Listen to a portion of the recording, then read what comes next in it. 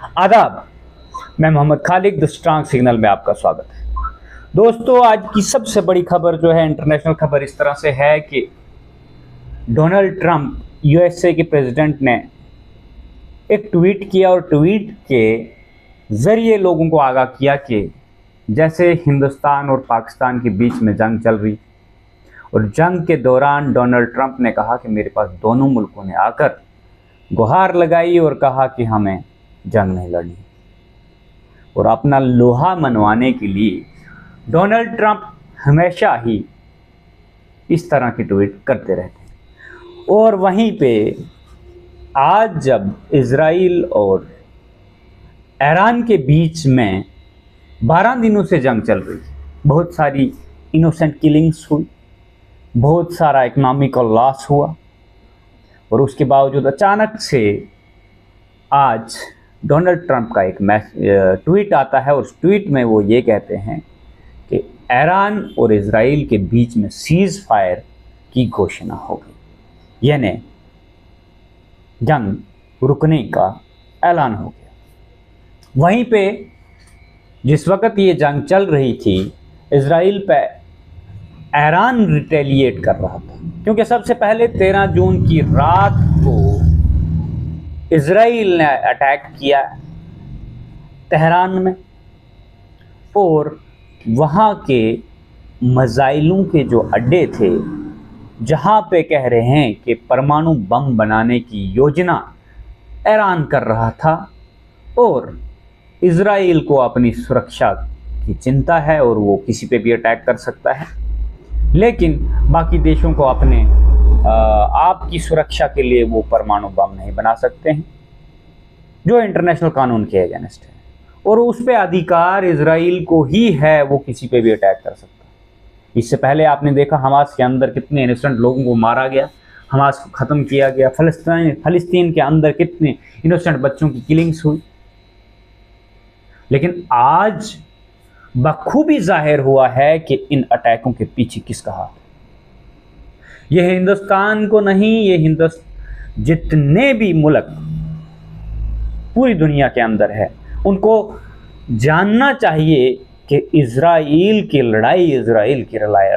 नहीं है। इसके पीछे जो है इजराइल कठपुतली है, और इसके पीछे किसका हाथ है, उस व्यक्ति को ये प्री प्लान्ड जो जंगें करवा रहे हैं, पता होना चाहिए। क्योंकि डोनाल्ड ट्रंप ने जब ये ऐलान किया, वो ऐलान इस तरह से किया कि दोनों देश मेरे पास एक साथ आए, और ऐसे ही जब पाकिस्तान और हिंदुस्तान के बीच में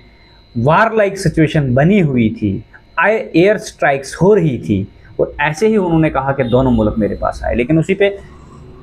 हमारे हिंदुस्तान के प्रधानमंत्री ने भी चुप्पी साध ली, उन्होंने भी कोई भी ऑफिशियल घोषणा नहीं की, और ना ही पाकिस्तान ने ये माना कि हम उसके पास गए, लेकिन सीज फायर हो गया। अब वहीं पे बात करें, जब पुलवामा अटैक हुआ, और अटैक होने में जो हथियार यूज़ हुआ था, वो हथियार बनाने वाला मुल्क यूएसए है। और अब इजराइल जब अटैक ईरान पे करता है, ईरान के अंदर तबाही मचाता है, और ईरान ने जब वापस रिटेलिएट किया, जब उनकी आयरन डोम, वो बहुत बड़ी बड़ी missile system, air defence system ध्वस्त हो गया, तो अमेरिका जंग में आ कूदे। पहले तो अटैक किया, और अटैक भी किया जहां पे इजराइल ने ऑलरेडी अटैक किया हुआ था, उन्हीं अड्डों पे अटैक किया, जबकि ईरान ने आधिकारिक पुष्टि की है कि हमारे ईरान की जो न्यूज़ चैनल्स है, उन्होंने कहा है कि यहाँ पे कोई भी नुकसान नहीं हुआ। जब ईरान ने जवाबी कार्रवाई करते हुए ये कहा कि उन्होंने दोहा कतर के अंदर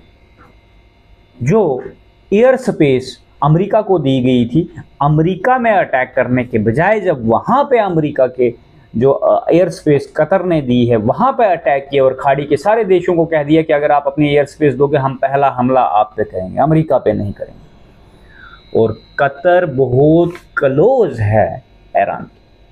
लेकिन ईरान ने वहीं पे जब कल रात अटैक किया और अटैक करने के बाद कतर के प्रेसिडेंट ने ईरान के प्रेसिडेंट से बातचीत की। बातचीत करने के बाद इसमें जो सीज फायर हुआ है, इस सीज फायर के जो हाथ है वो कतर का। कतर ने अमेरिका से भी बात की, लेकिन क्रेडिट लेने के लिए Donald Trump with in minutes कि मैं सबसे बड़ा आदमी हूं और मैं पूरे वर्ल्ड को चला रहा हूं। और उनकी कंट्राडिक्शन देखिए आप,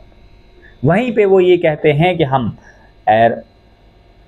वहाँ का जो नक्शा है दुनिया के नक्शे से ईरान को मिटा देंगे। वहीं पे वो अटैक करते हैं और अटैक करने के बाद जब सीज फायर होता है और वो बधाई देते हैं और बधाई देते हैं दोनों मुल्कों को, फिर पूरी दुनिया को कहते हैं कि दोनों मुल्क जंग करने से वापस आए, जंग नहीं करेंगे। लेकिन अगर वो जंग नहीं करेंगे तो ये पहले भी हो सकता था। फिर डोनाल्ड ट्रंप ने अटैक क्यों किया? इसलिए किया कि ये अपना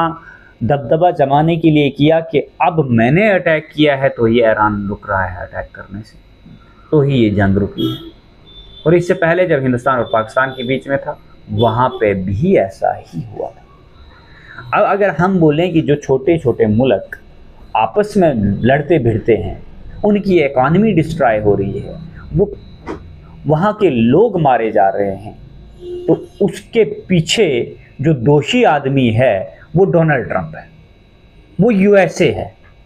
और उस दोषी को सज़ा ना देते हुए जब कोई मुल्क परमाणु बम बना रहा है और वहाँ पे किसी को भी अटैक करने का अधिकार दे दिया जाता है,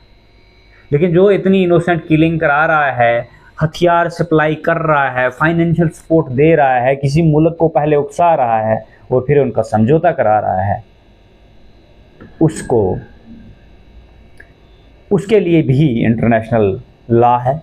उसको भी एज ए एक्यूज घोषित करके इंटरनेशनल कोर्ट में प्रोसीडिंग चलनी चाहिए। धन्यवाद।